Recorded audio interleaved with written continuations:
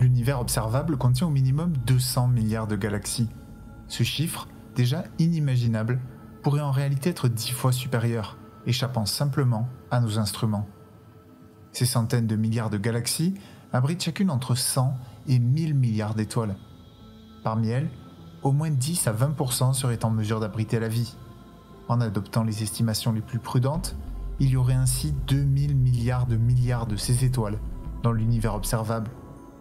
S'il fut un temps où l'on pensait les planètes rares, on en trouve désormais des centaines par an, et l'on sait que 90% de ces étoiles en ont en orbite autour d'elles. Parmi celles-ci, une moyenne d'une exoplanète par système connaît des conditions similaires à celles connues sur Terre. Il existerait donc dans une estimation pessimiste 1000 milliards de planètes potentiellement habitables. C'est 100 fois plus que le nombre d'insectes sur Terre. La Terre n'ayant que 4,5 milliards d'années contre les 13,8 milliards d'années d'existence de l'univers, il serait raisonnable de s'attendre à ce que celui-ci soit rempli de vie. Pourtant, malgré ces chiffres astronomiques et des décennies d'efforts, nous n'avons encore détecté aucune vie extraterrestre. Dans les années 1950, c'est la question que s'est posée Enrico Fermi face à cette contradiction. Où est tout le monde ? C'est cette question qui deviendra le paradoxe de Fermi.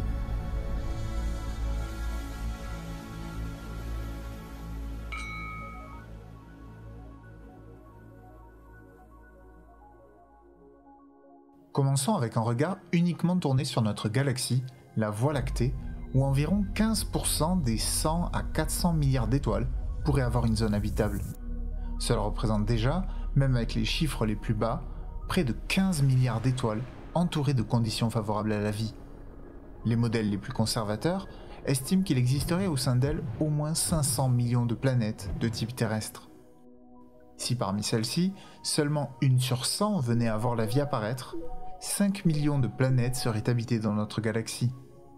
Au regard de leur ubiquité, nombre de civilisations auraient probablement eu des millions d'années d'avance sur l'humanité, un temps court à l'échelle de la Voie lactée, immense à l'échelle d'une civilisation.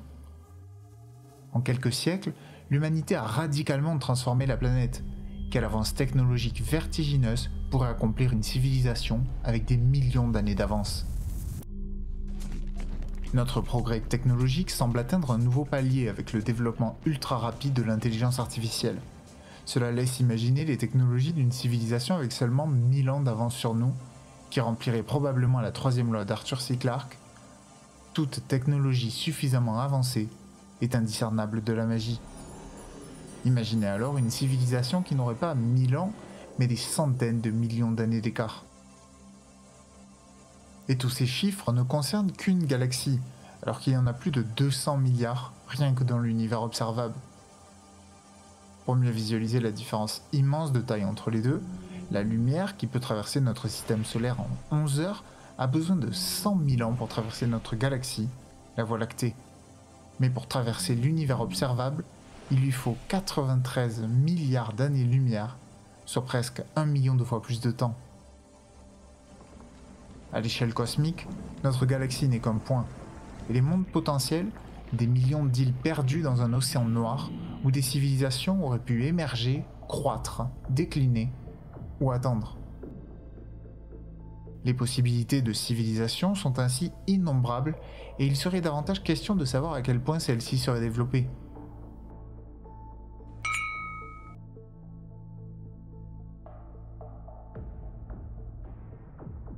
Le concept d'échelle de Kardashev a été inventé afin d'illustrer ces possibilités, avec la description de 3 types de civilisations potentielles. Les civilisations de type 1 ont la possibilité d'utiliser toute l'énergie de leur planète. Nous sommes actuellement à environ 0,7 sur cette échelle. Le consensus scientifique veut que l'on atteigne le premier niveau, au mieux, au début du siècle prochain. Les civilisations de type 2 sont capables d'exploiter l'énergie de l'étoile de leur système. À ce niveau, des technologies bien plus poussées que les nôtres sont nécessaires, telles que les sphères de Dyson. Elles consistent à entourer une étoile d'immenses panneaux solaires et récolter son énergie. Sauf rupture technologique majeure, il nous faudra sûrement des millénaires avant d'atteindre une telle capacité. Enfin, les civilisations de type 3 sont capables d'exploiter l'énergie à l'échelle d'une galaxie entière. utilisant notamment les étoiles et trous noirs comme des sources d'énergie. Si le gouffre entre le type 1 et 2 était immense, il pâlit en comparaison de celui avec le type 3. Si seulement une planète sur 10 000 parmi celles développant la vie atteignait un tel stade, la Voie lactée devrait déjà avoir compté 500 de ces civilisations capables de dominer la galaxie. Et il s'agit là d'estimations pessimistes et se limitant à une unique galaxie, alors qu'il existe probablement des milliers de milliards de galaxies. Le principe de médiocrité voudrait que si nous sommes parvenus à notre stade, beaucoup d'autres civilisations seraient déjà plus avancées que la nôtre. Alors, pourquoi ne voyons-nous aucun signe ? L'alternative que présente le paradoxe de Fermi est simple. Soit il n'existe pas encore de civilisation de type 2 ou 3, et il est donc logique de ne pas recevoir de signal, soit il en existe, et il y a des raisons pour lesquelles nous n'avons pas de contact avec elles.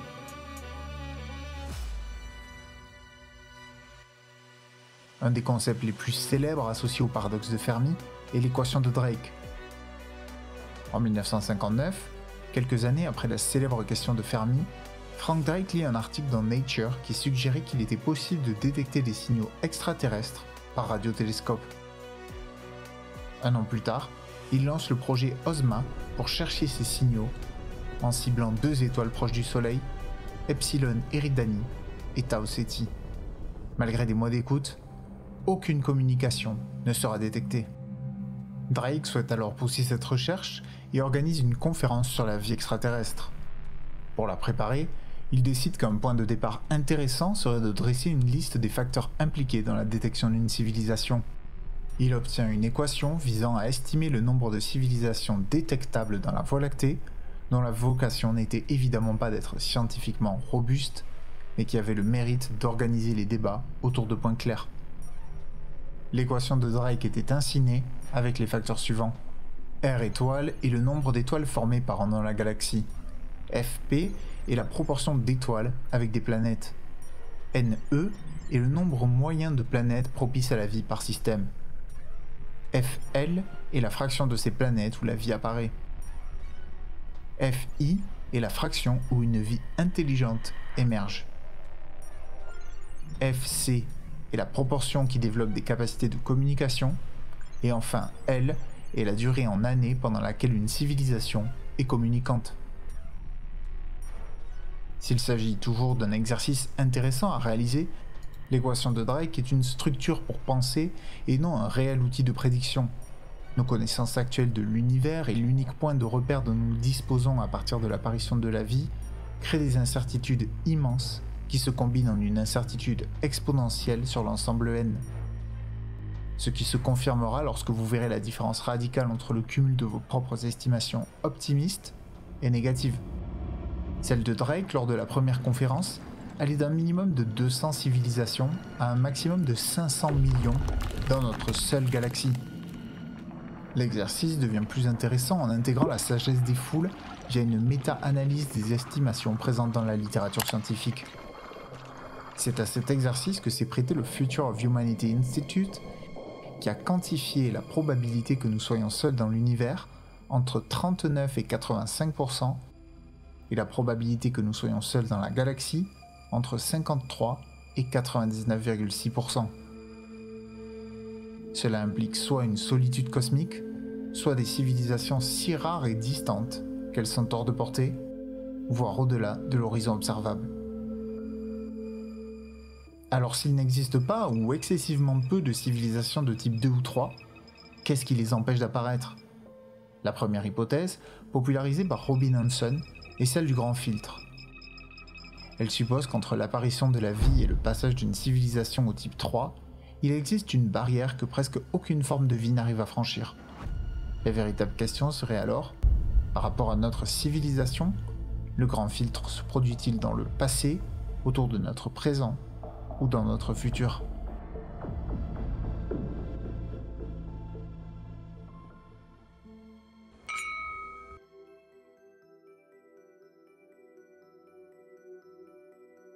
Une première version positive se présente. Si le grand filtre se trouve dans notre passé, nous pourrions être parmi les toutes premières civilisations à atteindre un tel niveau de développement. Le principe de médiocrité demande toutefois d'être très précautionneux avec la considération que l'humanité puisse être spéciale et de nombreuses choses que nous pensions uniques se sont révélées omniprésentes dans l'univers. Les zones habitables, les exoplanètes ou encore la présence d'eau. Il se peut toutefois que nous soyons dans le rôle de l'observateur miraculé ayant franchi tous les obstacles. 7 grandes étapes pourraient présenter la difficulté nécessaire pour constituer une barrière du grand filtre dans notre passé. Chacune certainement avec une difficulté variable, mais il suffirait qu'une ait une chance sur 1 million d'être réalisée pour expliquer le silence général. Le premier type de barrière potentielle est relative à l'habitabilité. Si la taille et la position orbitale d'une planète sont cruciales, de plus en plus de monde semble remplir ces critères. En 2015, la découverte de la première exoplanète similaire à la Terre, Kepler 452b, avait fait sensation, avant d'être rapidement suivie d'autres, notamment Proxima Centauri b, à seulement 4 années-lumière du système solaire. Le nombre croissant de ces planètes, pour beaucoup situées à moins de 150 années-lumière de notre système, suggère que l'habitabilité n'est peut-être pas un filtre aussi contraignant que l'on aurait pu le croire par le passé. Le second type de barrière est plus diversifié, mais se raccroche globalement à l'apparition de la vie. Bien que les éléments nécessaires à la vie aient été détectés sur des comètes ou d'autres planètes, les conditions exactes qui ont permis l'émergence de la vie sur Terre demeurent inconnues. Il est donc possible que cet événement soit d'une rareté extrême, voire que la vie microbienne soit quasiment unique. Avec notre seule observation connue, il est difficile d'émettre des hypothèses claires sur ce point. Vient ensuite le démarrage technologique. Certaines espèces animales présentent des capacités cognitives et de coopération avancées, mais aucune autre espèce n'a développé une culture technologique et des structures sociales complexes à l'échelle d'une planète. L'humanité est la seule espèce à avoir dépassé cette barrière en créant un monde interconnecté à l'échelle de milliards d'individus. Enfin, la quatrième barrière est la communication vers l'espace. Au-delà des limites techniques, d'autres facteurs peuvent empêcher une civilisation d'émettre ou de vouloir se rendre détectable, des possibilités que nous traiterons plus loin. En regroupant plusieurs filtres potentiels au sein de ces 4 grandes barrières, Stephen Webb a cherché à illustrer à quel point il est possible que nous soyons la seule civilisation dans notre galaxie. Contrairement à Drake, qui cherche à estimer combien de civilisations pourraient exister, Webb part du postulat inverse. Et si nous étions vraiment seuls ? Sa thèse peut être présentée de façon très simple, en attribuant une probabilité de réussite de 1 sur 1000 à chaque barrière, alors que certaines sont peut-être beaucoup plus complexes, le nombre de civilisations qui franchiraient les 4 serait d'1 pour 1000 milliards. Avec de tels chiffres, il y aurait probablement une civilisation toutes les 4 galaxies. Malgré 200 à 400 milliards de planètes dans la Voie lactée, il faudrait multiplier ces probabilités par 4 pour atteindre une civilisation par galaxie. Et Webb pousse plus loin le raisonnement, en intégrant davantage d'étapes comme proposé par Robin Hanson. Ce faisant, il montre qu'en ajoutant seulement 3 étapes supplémentaires avec des probabilités de 1 sur 1000, il y a de fortes chances qu'il n'y ait alors que quelques dizaines de civilisations dans l'intégralité de l'univers observable. Au contraire, de nombreuses étapes ont d'ores et déjà été rayées de la liste des possibles candidats au grand filtre. Le passage d'une vie unicellulaire à multicellulaire a par exemple été confirmé à des dizaines de reprises uniquement sur Terre, et est donc très loin de remplir le standard d'1 sur 1 milliard nécessaire. D'autres étapes pourraient également participer au filtre, comme le passage d'une cellule prokaryote à une cellule eucaryote, la reproduction sexuelle, ou encore le passage d'une vie semi-intelligente à intelligente. Si cette évolution peut sembler simple, elle ne s'est produite qu'une fois à notre connaissance, et pourrait donc être extrêmement rare. Au contraire de nombreux filtres potentiels liés à la vie, certains considèrent que l'apparition d'une planète convenable est la difficulté majeure.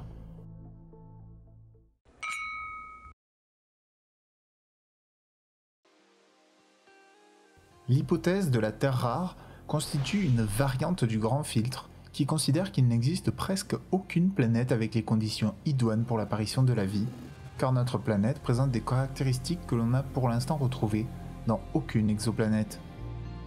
Ward et Bromley avaient compilé en 2000 10 conditions astronomiques, géologiques et biologiques rares, pourtant réunies sur Terre. La conjonction de ces 10 facteurs expliquerait la quasi-absence de vie complexe ailleurs. En premier lieu, la Terre rare postule que seule une zone annulaire limitée d'une galaxie à spirale est vraiment propice à la vie. Trop près du centre, la densité d'étoiles, les rayons X et gamma du trou noir central et les supernovas créent des zones mortes. Trop loin, la métallicité chute et l'on manque de matériaux pour former des planètes rocheuses comme la Terre. Dans la Voie lactée, cette ceinture pouvant abriter la vie s'étend probablement de 6 à 9 kg par sec du centre, même si certains modèles récents l'élargissent à 4 à 10 kg par sec. À cette distance, l'environnement stellaire est relativement calme et les perturbations gravitationnelles plus rares. Notre Soleil reste la plupart du temps sur une orbite presque circulaire. Il ne traverse un bras spiral qu'environ tous les 100 millions d'années, ce qui limite les collisions catastrophiques. Peu de galaxies spirales barrées affichent une telle stabilité sur 10 milliards d'années.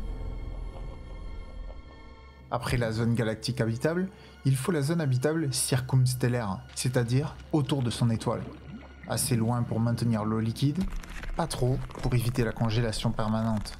Branly a montré qu'une variation de moins 5% ou plus 15% du rayon orbital terrestre aurait sorti la planète de cette bande. Seuls les naines jaunes stables de type solaire offrent un compromis satisfaisant entre durée de vie et calme magnétique. Les naines rouges, qui sont bien plus communes et vivent bien plus longtemps que des étoiles comme le Soleil, ont des zones habitables très restreintes et verrouillent généralement la rotation des planètes, réduisant considérablement la probabilité de voir la vie y apparaître, avec un côté très froid et l'autre très chaud. Au contraire, les géantes rouges et naines blanches évoluent elles trop vite et des étoiles très variables ou sujettes aux méga-éruptions risquent d'assécher ou de glacer définitivement leur planète. Les observations TESS-Kepler révèlent que de nombreuses étoiles hébergent des super-terres chaudes dans l'orbite interne du système, limitant leur protection des impacts. Dans un système idéal, plusieurs petites rocheuses comme Mercure et Vénus piègent les débris proches de l'étoile, tandis qu'une géante gazeuse externe, comme Jupiter, aspire comètes et astéroïdes. Sans Jupiter, la fréquence d'impact majeur comme celui ayant éliminé les dinosaures se produirait tous les 10 000 ans au lieu de tous les 100 millions d'années, rendant l'émergence d'une biosphère complexe quasi impossible. Or, environ 90% des étoiles ne semblent pas avoir de géantes à grande distance capables de remplir ce rôle. Une planète habitable devrait conserver une excentricité faible. La présence d'une géante gazeuse trop proche déstabiliserait son orbite, l'exposant périodiquement au gel ou à l'effet de serre, ce qui élimine notamment les systèmes comprenant une Jupiter chaude. Il ne peut pas y avoir de vie complexe sur une planète gazeuse par l'absence de surface. Sur les planètes rocheuses, trop petites et une planète perdra son atmosphère et son activité tectonique, trop grande et son atmosphère connaîtra une pression bien trop importante. La Terre se situe dans la fenêtre optimale. Une atmosphère épaisse mais régulée est indispensable. Elle protège des UV, maintient la température et soutient le cycle de l'eau. La Terre en avait initialement trop pour le développement de la vie, mais a perdu son excès après l'impact qui forma la Lune, puis s'est rééquilibrée grâce à l'activité volcanique et au cycle carbonique. Unique dans le système solaire, la tectonique des plaques recycle le CO2, stabilise le climat et crée une diversité géographique, favorisant l'évolution et la survie des espèces. Elle exige une croûte ni trop épaisse, ni trop mince, et un manteau transférant la chaleur. Aussi surprenant que cela puisse paraître, cette caractéristique pourrait être particulièrement rare. Notre Lune, issue d'une collision entre la Terre et Theia, une protoplanète similaire à Mars, représente 1,2% de la masse terrestre. C'est presque 3 fois plus que sa première concurrente, la Lune Triton autour de Neptune, et immensément plus que les lunes de Saturne ou Jupiter. Sa taille génère des marées mais stabilise également l'inclinaison terrestre, tout en permettant de réguler la température en créant des saisons. Peu de planètes telluriques devraient posséder un satellite aussi massif d'après les observations dont nous disposons aujourd'hui. Les satellites de Mars, Vénus ou Mercure sont des millions voire des milliards de fois moins massifs que leurs planètes et ne les impactent donc presque pas. Sur Terre, la transition des bactéries aux eucaryotes puis aux multicellulaires n'a eu lieu qu'une fois connue. Certains biologistes pensent que, sans événements catalyseurs comme l'oxygénation, la vie peut rester microbienne indéfiniment. De même, la reproduction sexuée présente des coûts et pourrait donc ne pas apparaître, mais sa présence accroît la variabilité génétique, accélérant ainsi l'évolution. Enfin, 10e et dernier facteur, depuis 2,5 milliards d'années, la Terre a subi 5 extinctions massives, mais aucune stérilisation complète. Un secteur galactique trop dangereux ou un taux d'impact plus élevé aurait sans doute empêché l'intelligence d'émerger, voire même simplement l'apparition d'une vie plus développée que les bactéries. La temporalité permise à l'apparition de la vie pourrait simplement être trop courte dans la plupart des systèmes pour être détectée. L'hypothèse de la Terre rare présente toutefois certaines limites, comme la difficulté à la falsifier avec un unique échantillon, ou son absence de considération pour la possibilité que la vie prenne forme d'une autre façon que dans l'eau et à base de carbone. Bien que plus complexe, le méthane et l'ammoniac pourraient être des sources d'une vie à base de silicium, qui n'aurait pas besoin de respecter les conditions spécifiques de la vie, telles que nous la connaissons.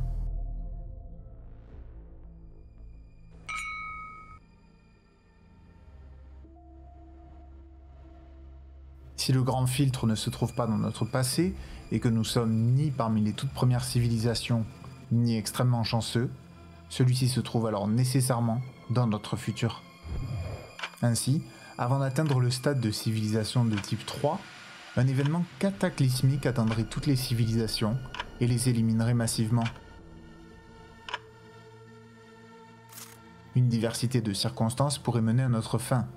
Des problèmes rencontrés lors de la phase de colonisation de la galaxie, des événements naturels comme les explosions de rayons gamma, ou plus simplement, la possibilité que les formes de vie intelligentes s'éliminent d'elles-mêmes une fois un certain stade technologique atteint, qu'il s'agisse d'un conflit ou de la perte de contrôle d'une technologie comme l'intelligence artificielle.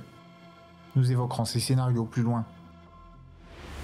La découverte de traces de vie extraterrestres constituerait l'un des plus grands événements de l'histoire humaine. Mais elle augmenterait considérablement les raisons de penser que nos chances de disparition prochaine ont fortement augmenté. Et plus celle-ci sera faite proche de notre planète, plus elle sera grave, puisqu'il sera alors une certitude que ce niveau d'évolution ne présente aucune difficulté à être atteint. Plus la vie découverte sera évoluée, plus cela diminuera des possibilités pour un grand filtre dans notre passé. C'est précisément pour cette raison que l'hypothèse dite de la Terre rare a perdu chaque année en crédibilité. De nombreux facteurs, autrefois considérés comme rares ou uniques à notre planète, ont été repérés sur d'autres systèmes stellaires relativement proches, suggérant une certaine ubiquité des conditions propices à la vie à l'échelle galactique.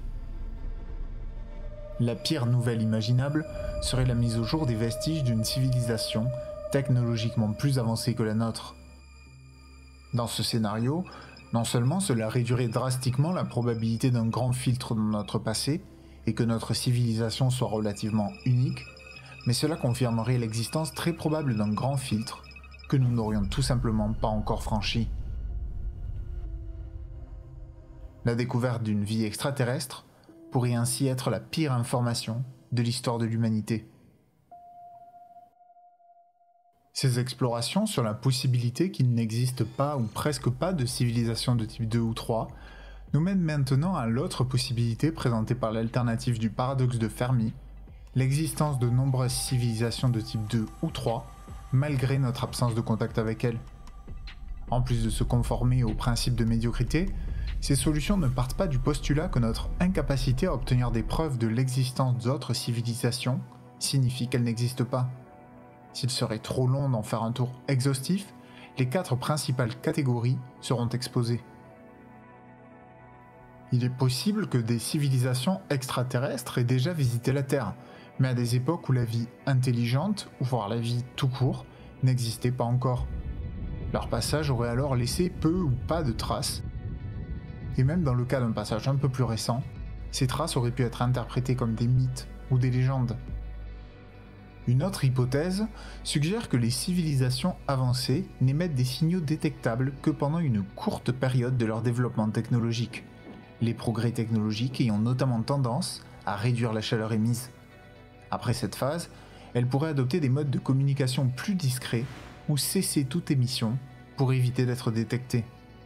À l'échelle galactique, l'invisibilité pourrait être une optimisation. Ainsi, la probabilité que deux civilisations soient simultanément dans cette phase d'émission est extrêmement faible. Certaines civilisations pourraient également choisir de s'établir dans les régions les plus froides de la galaxie, comme les bords du halo galactique ou les nuages moléculaires ultra-froids. Ces environnements permettraient une meilleure gestion de l'énergie et une discrétion accrue, rendant ces civilisations pratiquement indétectables pour nous. Notre incapacité à détecter des civilisations extraterrestres pourrait tout simplement être due à des limitations technologiques. Il est possible que certaines civilisations utilisent des modes de communication que nous ne comprenons pas ou que nous ne pouvons pas détecter, tels que les neutrinos, les ondes gravitationnelles ou des réseaux quantiques. Ces méthodes, bien que potentiellement efficaces, ne peuvent être utilisées comme mode de communication à l'état de notre civilisation. C'est comme si l'on essayait de recevoir un email avec une machine à fax. La différence de vitesse de pensée pourrait également découler d'un changement technologique et certaines civilisations communiqueraient à des échelles infiniment plus courtes ou longues que nous. Par ailleurs, certaines civilisations avancées pourraient ne pas avoir d'intérêt à la colonisation de l'espace. La théorie du cerveau matrioshka propose que des civilisations pourraient transférer leur conscience dans des structures mégascopiques comme des sphères de Dyson pour survivre dans des réalités virtuelles autosuffisantes. Avec la disparition des besoins et de la mort, l'exploration de l'univers physique pourrait devenir superflue. Enfin, il est possible que nous soyons incapables de reconnaître les signes de civilisation extraterrestre. Tout comme une fourmi ne peut comprendre l'existence d'une autoroute, nous pourrions être entourés de manifestations de civilisation avancées sans en avoir conscience. Certains scientifiques vont même jusqu'à proposer une version extrême en considérant que notre univers pourrait être une simulation ou un hologramme, puisque notre univers est probablement plat, ce qui remettrait en question notre compréhension fondamentale de la réalité. Certainement l'une des plus sombres mais cohérentes avec ce que nous savons de l'évolution sur Terre, l'hypothèse du superprédateur considère qu'une ou plusieurs des premières civilisations de type 3 auraient exploré l'univers et détruit la majorité des autres civilisations, rarement pour dominer ou exploiter, mais plutôt par pure logique de survie. Ce scénario suggère que le grand silence que nous observons dans le cosmos n'est pas dû à une absence de civilisation, mais à leur disparition orchestrée. Nous serions soit arrivés trop tard pour les entendre, soit assez naïfs ou imprudents pour émettre des sons là où chaque bruit peut signer un arrêt de mort. Un parallèle est souvent dressé avec la rencontre entre les Européens et les Américains, car la rencontre entre deux civilisations humaines de niveaux technologiques différents a rarement été positive pour la plus faible des deux.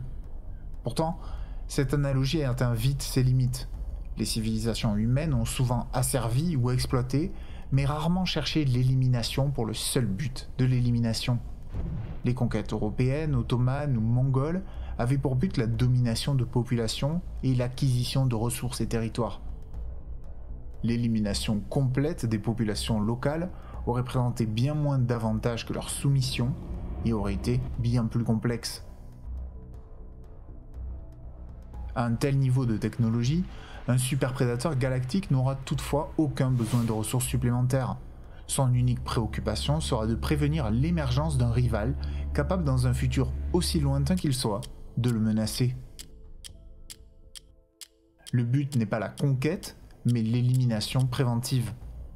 Ce mécanisme de terreur rationnelle a été popularisé sous le nom de la forêt sombre par l'auteur Liu Cixin et est soutenu par deux principes relatifs aux civilisations. D'abord, le besoin premier de toute civilisation est sa survie.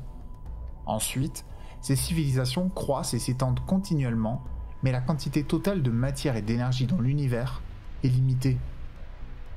Dès lors, si une civilisation en détecte une autre, elle a intérêt à la détruire préventivement afin de stopper sa croissance, car elle ne peut jamais être sûre des intentions de l'autre, et la survie est son premier impératif.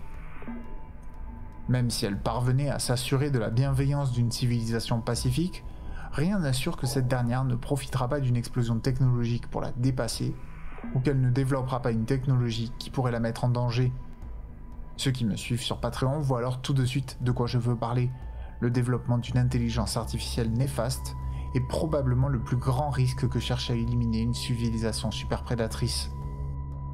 Et je profite rapidement de ce passage pour vous recommander de nous rejoindre sur Patreon.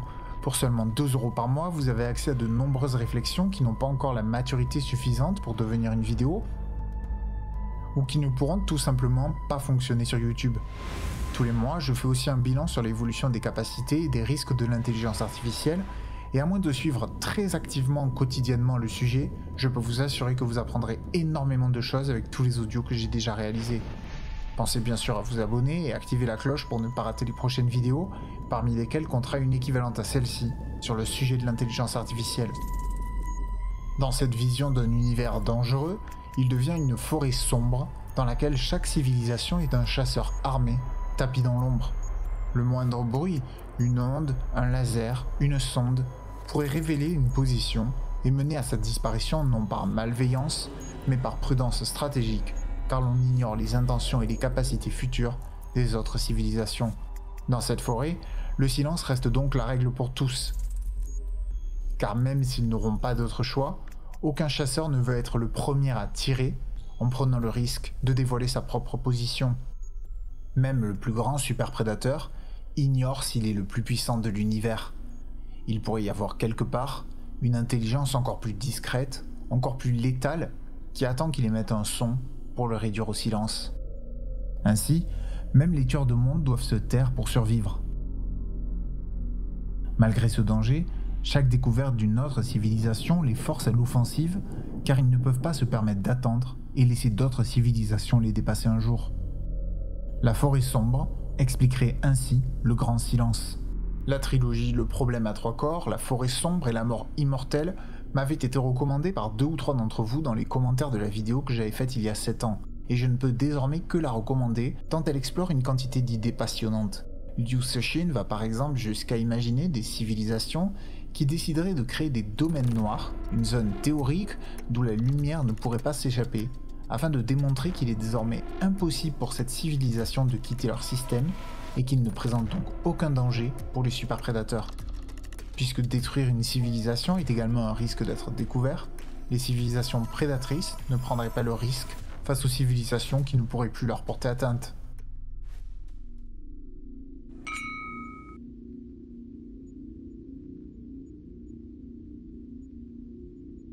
Enfin, d'autres hypothèses considèrent que des civilisations supérieures seraient parfaitement au courant de notre existence, mais choisiraient délibérément de ne pas intervenir.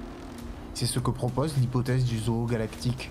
La Terre ne serait qu'un enclos dans une gigantesque réserve naturelle cosmique. Une directive supérieure, éthique ou stratégique, imposerait aux civilisations avancées de ne pas interférer avec les espèces moins évoluées jusqu'à ce qu'elles atteignent un niveau de développement suffisant.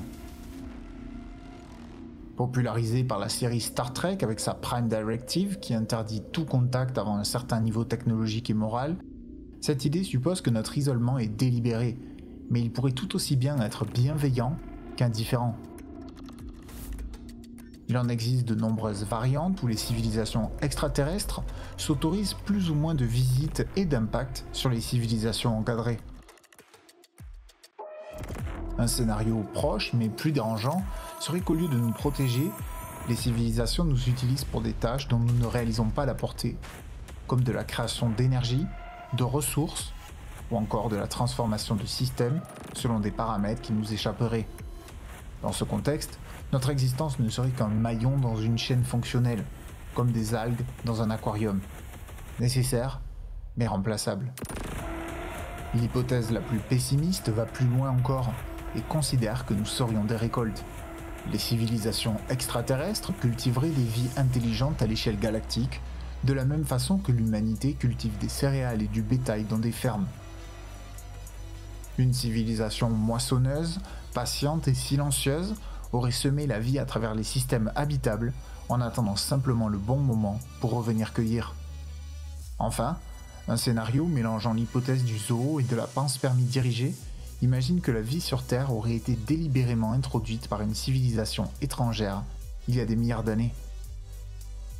Nous serions les descendants de formes de vie extraterrestres, lancées à travers l'espace sous forme de microbes, d'ARN ou même de structures plus complexes. Dès lors, cette civilisation pourrait très bien continuer à nous surveiller ou être morte depuis longtemps. Si la création d'une espèce intelligente concurrente peut sembler particulièrement risquée, il suffit de se rappeler que nous sommes nous-mêmes en train de faire naître des intelligences non humaines sur Terre, pour que cette possibilité ne soit pas à exclure.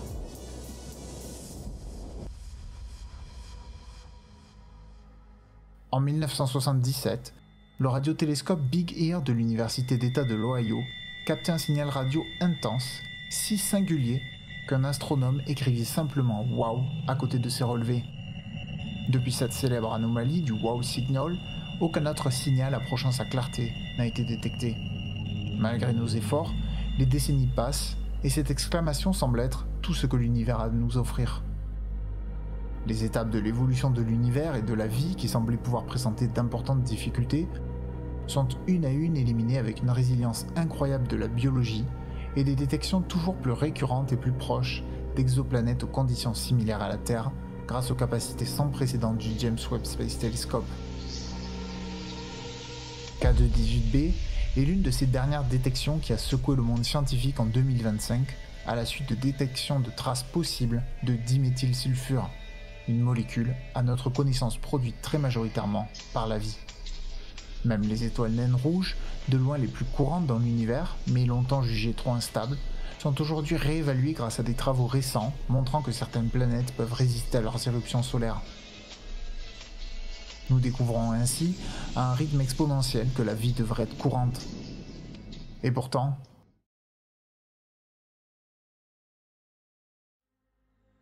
les milliards de cibles ne donnent aucune réponse. Nous sommes peut-être tout simplement malchanceux dans notre recherche. L'idée doit toutefois nécessairement faire son chemin, que découvrir la vie ailleurs serait une mauvaise nouvelle. Un grand filtre pourrait être devant nous. L'univers pourrait avoir connu des milliards de civilisations sans qu'aucune n'ait survécu pour nous communiquer son existence. Éliminée peut-être par les conditions inhospitalières de l'univers, peut-être par leurs propres armes. Ou peut-être par une autre intelligence, locale ou extérieure, biologique ou artificielle. Notre contact avec l'intelligence artificielle est le sujet le plus important des prochaines décennies et il est vital d'en comprendre les enjeux réels, car il pourrait être l'objet de notre transcendance comme celui de notre disparition. Il n'est pourtant traité par les médias et les politiques qu'avec une grave désinvolture et des biais clairs, dans le seul but de confirmer des idées préétablies. C'est pourquoi mes prochaines vidéos auront vocation à explorer cette question en détail, afin que vous puissiez décider en connaissance de cause du futur auquel vous souhaitez appartenir. Vous y trouverez peut-être votre solution au paradoxe de Fermi, qu'elle soit positive ou négative. Car pour une civilisation, disparaître sans laisser de traces pourrait démontrer non pas sa fin, mais au contraire son incroyable développement technologique. Un changement si rapide que l'univers semble vide, un changement qui les fait devenir autre chose. Une fusion dématérialisante, terminant notre incarnation toujours plus importante dans le monde virtuel. Des sociétés entières, avalées par leur propre création ou migrant volontairement vers le numérique, vers des existences sans corps, sans lumière ou signal externe. Une explication à l'absence de mégastructures, une explication à l'absence de vestiges, une explication au silence. Un monde rempli d'intelligence, devenu invisible.